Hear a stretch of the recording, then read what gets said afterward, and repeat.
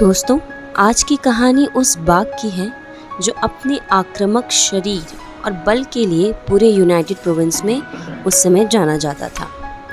दोस्तों, ये बाघ तब भी उतना फेमस था और आज भी उतना फेमस है। तो जानते हैं इस बाघ के बारे में। दोस्तों, ये बात तब की है जब हमारे देश आज़ाद नहीं हुआ था, लगभग सन 1920 से 1930 के बीच में।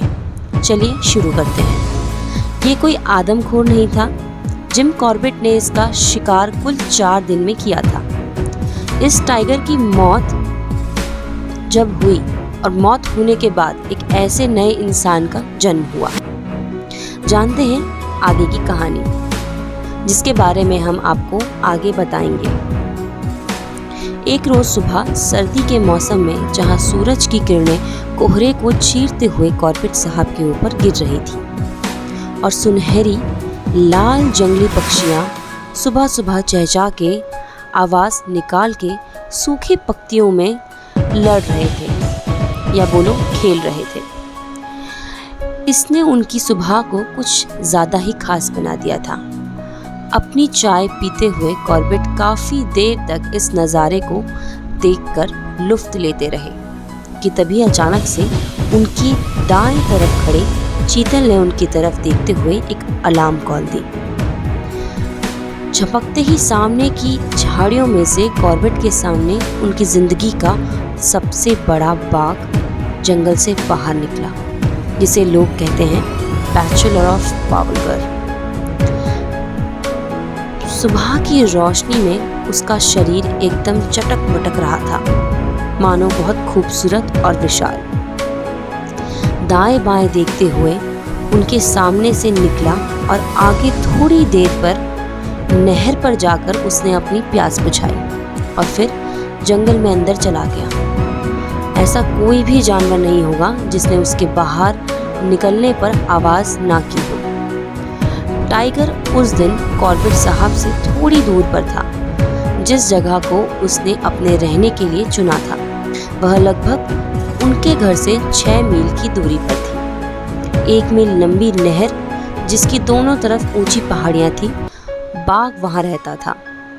नदी जहां खत्म होती है, इसी के साथ बगल के झरने में से गिरते हुए पानी ने नीचे की जमीन के हिस्से पे 4 फीट गहरा गड्ढा बना दिया था। किसी भी शिकारी को अगर उसका शिकार करना होता तो उसे पैदल ही उसके घर तक जाना पड़ता, क्योंकि रास्ता बहुत संकीर्ण था।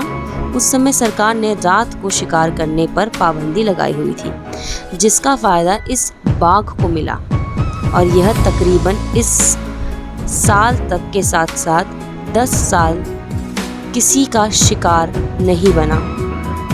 कोई इस पर निशाना लगा नहीं पाया। कहते हैं शिकारियों ने भैंस के मांस को चारा बनाकर इसका शिकार करने की कोशिश की। कहीं सुनी बात है, कुछ लोग बताते हैं कि 2 अंग्रेजी शिकारी के हाथों 2 अलग अलग बार इसका शिकार होते होते रह गया। उन 2 शिकारियों के काफी नजदीक आ गया था ये बाघ। कॉर्बेट साहब ने काफ़ी मौक़ों पर कोशिश की कि वह ऐसे अपनी बंदूक का निशाना बना सके और इसका शिकार कर सके। एक दिन वो अपने साथ वेंडियम सर को उसी जगह पर ले आते हैं जहां वह बाघ रहता था। वेंडियम, जो कि उस समय के कमिश्नर थे और कॉर्बेट साहब के मुताबिक उनसे ज़्यादा बाघों के बारे में जानकारी उस समय पूरे हिंदुस्तान में कोई नहीं रखता था। वेंडियम अपने साथ अपने 2 तजुर्बे शिकारियों को लेके गए, जिन्होंने उस बाघ के पंजों को देखा और उसका मुआयना किया और उसकी लंबाई का अनुमान लगाया। किसी ने कहा कि वह 10 फीट 5 इंच है, किसी ने कहा कि वह 10 इंच 5 फीट है। माफ कीजिएगा, 10 फीट 5 इंच है।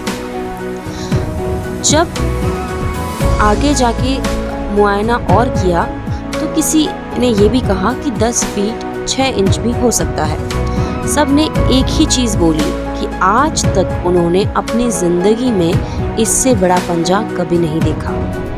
जी हाँ, दोस्तों, यह कॉर्बेट साहब की जिंदगी का सबसे बड़ा टाइगर था, जिसका उन्होंने सालों सालों तक शिकार किया। अब सर्दियों का मौसम लगभग खत्म होने को ही था।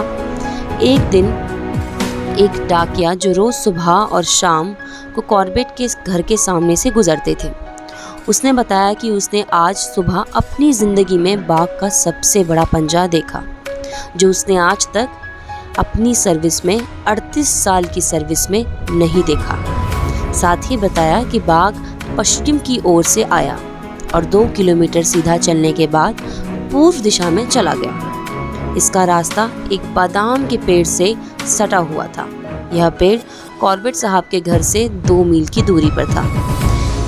इसे एक सीमा चीन यानी लाल का दर्जा दिया गया था। इस रास्ते पर अधिकतर मवेशियों का आना जाना होता था, क्योंकि एक तो यह घने जंगल में था और यहाँ काफ़ी हरी घास काफ़ी अच्छी मात्रा में मिलती हुई।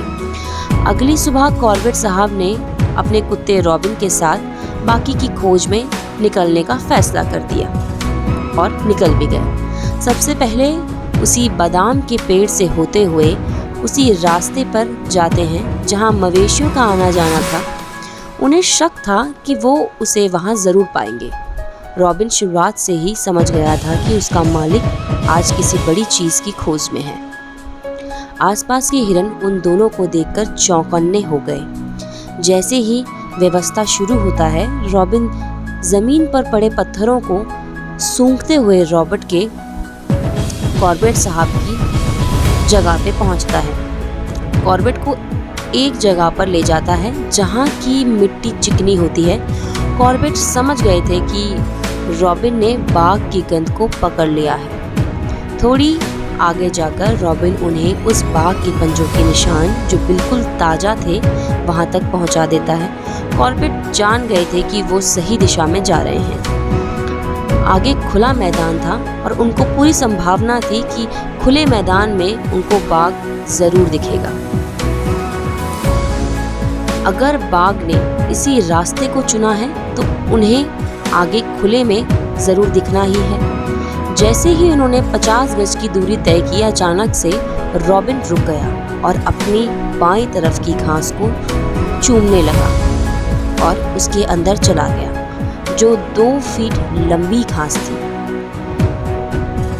वहां पे एक भागनगी का पेड़ था जिसकी लंबाई 5 फीट होती थी। इस भागनगी को बाघ और हिरण बेहद पसंद करते थे, क्योंकि यह उन्हें छाया प्रदान करता था। पेड़ पर पहुंचते रॉबिन आगे कुछ देख नहीं पा रहा था, क्योंकि घास काफी ऊंची थी। कॉर्बेट सामने से रॉबिन को अपने हाथों में उठाया और घास के अंदर प्रवेश किया। धीमे कदमों से वो उसे लेकर आधा रास्ता तय करते हैं कि एकदम से झाड़ियां हिलने लग जाती हैं। अब उन्हें लगा कि टाइगर उनके सामने है, पर ऐसा नहीं हुआ। उन्हें रॉबिन को नीचे रखा और रॉबिन एक बार उन्हें फिर से संकेत देते हुए एक पहाड़ी रास्ते की ओर ले गया, जिसकी अंत में काफ़ी गुफाएं थी जिन्हें बाघ अपने रहने के लिए इस्तेमाल करते थे। क्योंकि सुबह नाश्ते का समय था और उनके पास ज़्यादा कारतूस भी नहीं थे कि अगर बाघ उनके नज़दीक आ गया तो उसे ढेर कर सके, इसलिए यह वापस घर को चल दिए। सुबह का नाश्ता ख़त्म करने के बाद एक बार फिर कॉर्बेट अपनी .450 राइफल के साथ उस बाघ को अकेले ढूंढने वापस चल दिए, रॉबिन के बगैर। उसी जगह पर जाते हैं, अचानक से उन्हें एक भैंस के गले में बंधी घंटी के साथ एक आदमी के चिल्लाने की आवाज़ भी सुनाई देती है। यह आवाज़ सामने वाले पहाड़ की चोटी से आ रही थी। ऊपर पहुंचकर उन्होंने देखा कि एक आदमी पेड़ पर चढ़ा हुआ है और अपनी कुल्हाड़ी से ऊपर किसी चीज़ को भगाने की कोशिश कर रहा है। जैसे ही उसने कॉर्बेट साहब को देखा, मानो उसकी जान में जान आ गई हो। उसने बताया कि उसने एक बाघ को देखा है जो कि एक ऊंट जितना लंबा है। जितना बड़ा था वो, कॉर्बेट से कहता है कि जान बचा ली भाई साहब आपने, मेरी और मेरी मवेशियों की। साहब, उस शैतान से साहब जो हो सके उसे मार दो। हमें काफ़ी देर से अपनी खुराक बनाना चाहता था वो। शैतान यानी उस बाघ की बात हो रही है। कॉर्बेट को पता चल गया कि यह आदमी उनके और रॉबिन के घर वापस आने के बाद वहां गया था और उनसे उस बाघ को देखकर आदमी का कॉर्बेट से पहले उस बाघ को देख के आदमी पहले से वैसे कॉर्बेट को जानते थे, क्योंकि वो एक ज़माने में तस्कर रह चुका था और अभी गांव में मुखिया से झगड़ा करने के अपराध में उसे गांव से बाहर कर दिया गया था। अब उस आदमी ने कॉर्बेट साहब से गुजारिश की कि वो उसे और उसके मवेशियों को सुरक्षित उसके घर तक पहुंचा दे। कॉर्बेट उसे आश्वासन देते हुए कहते हैं कि मैं ज़रूर आपको पहुंचा दूंगा, और चल पड़ते हैं। तकरीबन आधा रास्ता तय करने पर उन्हें बाघ की दहाड़ की आवाज़ सुनाई देती है। यूँ तो कॉर्बेट शिकार से ज़्यादा जानवरों की तस्वीर लेना ज़्यादा पसंद करते थे, लेकिन इस बार अपने दोस्त से अलविदा लेते समय उनके दोस्त ने उनसे ऐसा वादा करने की ख्वाहिश जाहिर की और उनसे एक वादा मांगा, जिसमें मवेशी साहब कहते हैं, मवेशी के जो मालिक हैं वो कहते हैं, मवेशी के मालिक जो जिम कॉर्बेट के दोस्त हैं वो कहते हैं अपने दोस्त से वादा किए और चल पड़े। वो बोलते हैं क्या वादा बोलना चाह रहे हो? तो वो कहते हैं मुझसे एक ऐसा वादा कीजिए कि आप उस बाघ को खोज के निकाल के मार डालेंगे। अब ये बात सुन के जिम कॉर्बेट साहब जो उस टाइम के बहुत बड़े शिकारी हुआ करते थे, काफ़ी जाने माने शिकारी हुआ करते थे, वो उनसे ये वादा ले लेते हैं और कहते हैं मैं बिल्कुल उसका अंत कर दूंगा, उस टाइगर का अंत कर दूंगा। और चल पड़े। उसकी खोज में दोपहर के 3 बज गए थे और वो एक जगह पर धूप का आनंद लेने के लिए बैठ गए और सोचा कि थोड़ी देर के लिए आंखें बंद कर लेता हूँ। इतने में उन्हें बाघ की आवाज़ सुनाई दी। बाघ अब बार बार बोल रहा था। आवाज़ों को पहचानते हुए कॉर्बेट समझ गए कि यह बाघ किसी बाघिन की तलाश में है और इसलिए ही बाहर निकला है। जहाँ वहाँ बैठे थे उसी के 2 कदम की दूरी पर एक रास्ता था जो सीधे उस दिशा में जा रहा था जहाँ से वह बाघ आवाज़ दे रहा था। पहाड़ी रास्ता था और लंबी घास होने की वजह से और रॉबिन का उनके साथ वहाँ नाम मौजूद होने की वजह से वो चाह कर भी बाघ को नहीं देख सकते थे। उन्होंने सोचा कि क्यों ना उसकी तलाश अपने पे ही ख़त्म कर दूं, यानी कि क्यों ना मैं बाघिन की आवाज़ निकाल के बाघ को झांसे में ले लूं। वो वैसे ही पेड़ के ऊपर चले गए और उन्होंने बाघिन की तरह 3 बार आवाज़ निकाली, जिसे तुरंत सुनते ही बाघ ने उन्हें जवाब दिया। बाघ ने उनकी आवाज़ को सुन के एक आवाज़ दी बुलाने की और उनकी दिशा में तेज़ी से आगे बढ़ रहा था। कॉर्बेट जल्द ही समझ गए ये आने वाला है और कॉर्बेट जल्दी से नीचे उतरे और एक महफूज जगह ढूंढने लगे जहां पर बैठकर निशाना लगा सके। झाड़ियों के बीच एक खाली ज़मीन पर लेट गए जहां से उन्हें लगभग 50 गज का साफ रास्ता दिखाई दे रहा था।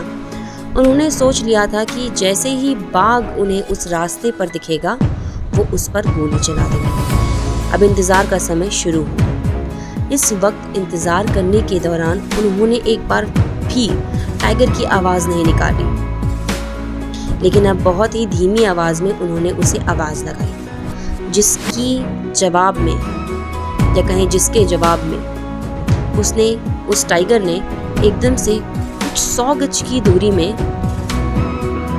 आवाज़ का रिप्लाई दिया और कॉर्बेट साहब ने अनुमान लगा दिया कि ये कितने पास है। उन्होंने सोचा कि यह बाघ तकरीबन 80 सेकंड के अंदर मेरे सामने खड़ा होगा। उन्होंने समय गिनना शुरू कर दिया। उनकी दाईं ओर जो झाड़ी थी, जो कि सिर्फ 10 गज की दूरी पर थी, उन्होंने वहां से एक विशाल बाघ के सिर का मुआयना किया। उन्होंने उस विशाल बाघ के सिर को झाड़ी में ऊपर उठते देखा। बंदूक को घुमाते हुए कॉर्बेट साहब ने सामने ठीक उसकी दाहिनी आंख में 1 इंच नीचे फायर कर दिया और उसको जैसे ही गोली लगी वो जोर जोर से दहाड़ने लगा और पीछे की ओर हवा की तरह भागने लगा, मानो उड़ने लगा। वो पेड़ से टकराया और डर के मारे भाग गया। बाघ एक बहुत जोरों से दहाड़ने लगा। कॉर्बेट उस समय काफी डर गए और चुपचाप अपनी जगह पर लेट गए और बिना हिले डुले उसके मरने का इंतजार करने लगे। अब कॉर्बेट साहब को ये सब करते हुए आधा घंटा हो गया था, मानो उन्हें लेटे लेटे आधा घंटा बीत चुका था। अपनी बाएं हाथ की उंगली को ट्रिगर पर रखा हुआ था उन्होंने। आखिर में झाड़ियों को हिलना बंद हुआ। जब झाड़ियों का हिलना बंद हुआ, जिसके अंदर बाघ बैठा हुआ था और उसकी गरजने की आवाज भी बंद हो चुकी थी। अपने पाँव की मदद से लेटे हुए अपने शरीर को पीछे की ओर घसीटते हुए वो 30 गज पीछे हो गए और फिर एक ऊंचे पेड़ पर चढ़ गए और फिर हालातों का मुआयना किया। जंगल एकदम शांत हो चुका था और शाम भी हो चुकी थी। रात होने से पहले वहां से अपने घर को निकलना चाहते थे और वो निकल भी गए। अगली सुबह वह अपने साथ एक आदमी को लेकर गए थे। पेड़ पर चढ़ा दिया उन्होंने उस आदमी को और अच्छे से कहा कि अच्छे से इस जगह का मुआयना करिए और अगर आपको कहीं बाघ दिखता है तो मुझे इशारा कर दीजिए। उस आदमी ने भी बिल्कुल वैसा ही किया।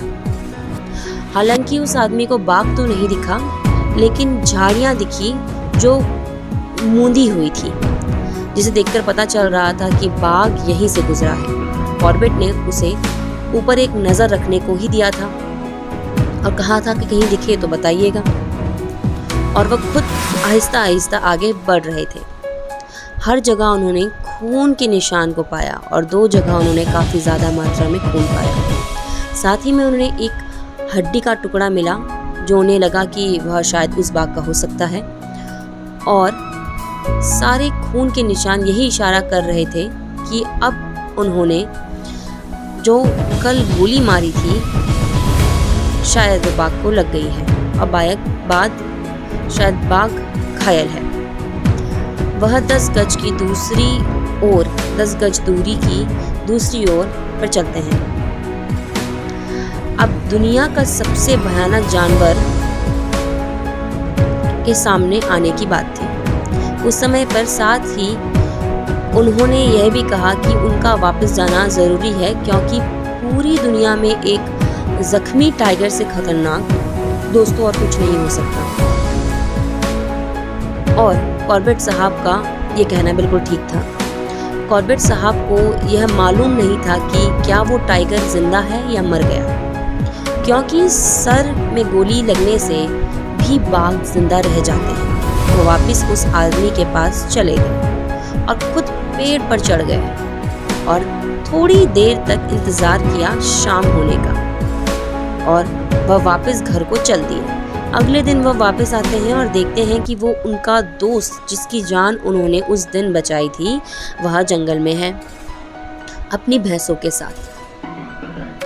दोनों एक दूसरे के साथ कुछ देर बातचीत करते हैं, एक पत्थर के ऊपर बैठ के वहाँ धूम्रपान करते हैं। उसने बताया कि वह गोलियों की आवाज़ को सुनकर उनसे मिलने के लिए आया है और साथ ही में उसके मवेशियों ने वह जगह अपने सूंघने की शक्ति से उस बाघ को ढूंढ लिया है जहाँ वो टाइगर रहता है। इस समय वहाँ उन्हें वहाँ लेके जाना आया था जहाँ पे वो बाघ रहता है, जहाँ वो टाइगर रहता है। कॉर्बेट साहब ने कहा कि अगर तुम्हारी किसी भी जानवर को कुछ भी होता है तो उसका मुआवजा मैं तुम्हें दूंगा। उसने उनकी बात मानी और दोनों बाघ की खोज में चल दिए। वह जगह पर पहुंचे जहां देखते हैं कि सूखी पत्तियां पड़ी हैं जिस पर खून लगा हुआ है। वह समझ गए कि बाघ इसी पर लेटा हुआ था। वह काफ़ी ज़्यादा अंदर आ गए थे और ये खतरा और ज़्यादा भी बढ़ गया था। जंगल के ओर उन्होंने अपने दोस्त से कहा कि अब तुम घर जाओ। उन्होंने इस डर के मारे ही कहा कि तुम घर जाओ, क्योंकि कॉर्बेट साहब कभी भी किसी और की ज़िंदगी ख़राब नहीं करते थे। वो सिर्फ अपने ऊपर ही सब चीज़ लेते थे। जैसे कि आपको पता है कि जो टाइगर होता है, अगर वो आदमखोर ना हो या बाघ या शेर, कोई भी जंगली जानवर जो आदमखोर ना हो और अगर उसको चोट पहुंच जाती है तो वो लाजमी है कि आदमखोर बन सकता है। कॉर्बेट साहब क्योंकि बहुत जाने माने शिकारी थे और उनको इस चीज़ के बारे में पहले से पता था, तो इसलिए उन्होंने उसको वापस घर भेज दिया और कहते हैं, मैं कल अकेले वापस आऊँगा बाघ की तलाश में। चौथा दिन पिछले 3 दिनों से कॉर्बेट जिस रास्ते रोज जंगल से अपने घर तक का मुआयना कर रहे थे, वहाँ उन्हें आखिर में बाघ के बड़े पंजे मिल ही गए। बाघ के बड़े पंजे का जो निशान था ये गुफा की ओर जा रहा था। इम्तिहान की घड़ी अब आ गई थी। अब खून की पगडंडी उन्हें कहीं भी नहीं मिली। थोड़ी आगे जाकर उन्होंने देखा कि रास्ता एक पानी के चश्मे पर जाकर खुलता है और उन्हें थोड़ी ही कदम पर एक बाघ के पीछे की टांग दिखाई दी। उसका बाकी का शरीर पेड़ के पीछे छुपा हुआ था। इस समय गोली नहीं चलाना चाहते थे क्योंकि उनको ये नहीं पता था कि ये बैचलर ऑफ पावलगढ़ ही है या कोई और बाघ है, और वो गलत बाघ को मारना नहीं चाहते थे। इतने में एक सांभर की अलार्म कॉल उन्हें सुनाई देती है जो कि पानी वाले हिस्से से आ रही थी। वह जान गए कि बाघ अपने घाव को ठीक करने के लिए पानी की ओर बढ़ रहा है। 30 गज उसका पीछा करने के बाद वह जमीन पर लेट गए और अपने आप को रेंगते हुए एक जगह पहुंचाए जहां उन्हें झाड़ियों के बीच एक चीज दिखाई दी जिसमें सूरज की किरणें गिर रही थी। अपनी गर्दन को झुकाते हुए एकदम आराम से उन्होंने अपने सर ऊपर किया और देखा कि सामने बैचलर ऑफ पावलगढ़ खड़ा है। कॉर्बेट फायर किए और इस बार क्योंकि इतना करीब से फायर किए थे तो कोई चूक होना लाजमी नहीं था और इस बार टाइगर बिना शोर किए वहीं पर अपनी आखिरी सांसें लेता है और वहीं अपना दम तोड़ देता है। वैसे कॉर्बेट साहब ने इसे बिना किसी वजह के मारा था, ये कोई आदमखोर नहीं था।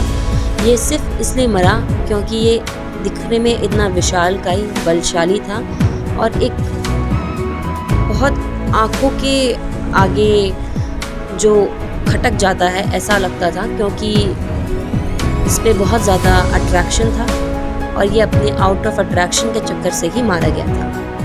अब कॉर्बेट ने कहा कि जब वह उसके शरीर के सामने खड़े थे तो उन्हें रत्ती भर का भी शक नहीं था कि जिस बाघ का शिकार उन्होंने किया है और कोई और बाघ हो सकता है, लेकिन उनको इस चीज़ की पूरी श्योरिटी थी कि ये बैचलर ऑफ पावलगढ़ ही है।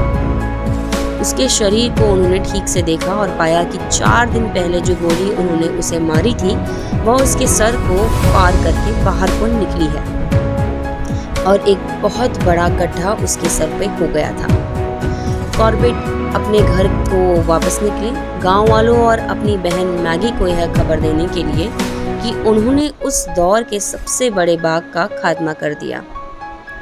वह वापस अपने साथ रॉबिन और मैगी और गांव के 25 लोगों को लेकर आते हैं। उसे रस्सियों से बांस के डंडों से बांधने का प्रयास करते हैं। कॉर्बेट साहब और उनकी बहन उस बाघ की लंबाई को नापते हैं। अब तक जिसने भी उनकी बाघ की लंबाई का अनुमान लगाया था वो काफ़ी हद तक सही था, क्योंकि कभी कहा गया उस बाघ को कि वो 10 फीट 5 इंच है, कभी कहा गया कि वो बाघ 10 फीट 6 इंच है और असल में वो बाघ सच में 10 फीट 6 इंच ही था। और इतिहास के पन्नों में यह एडवर्ड जेम्स कॉर्बेट सर का जिंदगी का सबसे बड़ा टाइगर था, जो आदमखोर ना होते भी उनकी बंदूक का निशाना बना। सिर्फ अपने आक्रामक साइज की वजह से पूरे यूनाइटेड प्रोविंस में आज तक कभी भी इतने बड़े बाघ को नहीं देखा गया था।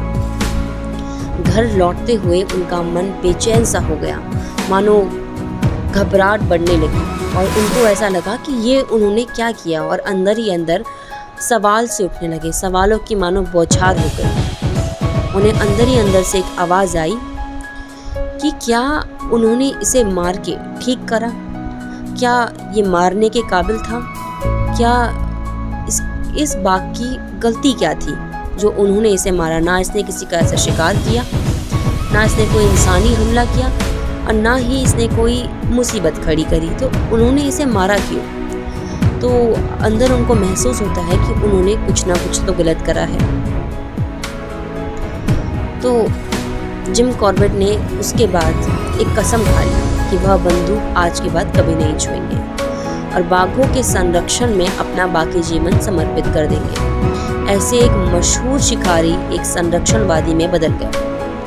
बैचलर ऑफ पावलगढ़ ने पूरी तरह से मरने के बाद भी कॉर्बेट साहब का दिल जीत लिया था और आज हिंदुस्तान के पहले टाइगर रिजर्व का नाम उन्हीं के नाम पर रखा गया है, जिन्होंने बाघों के संरक्षण के प्रति बहुत से महत्वाकांक्षी काम किए गए हैं, जिसे भारत सरकार और वन्य जीव प्रेमी हमेशा याद रखेंगे। Jim Corbett.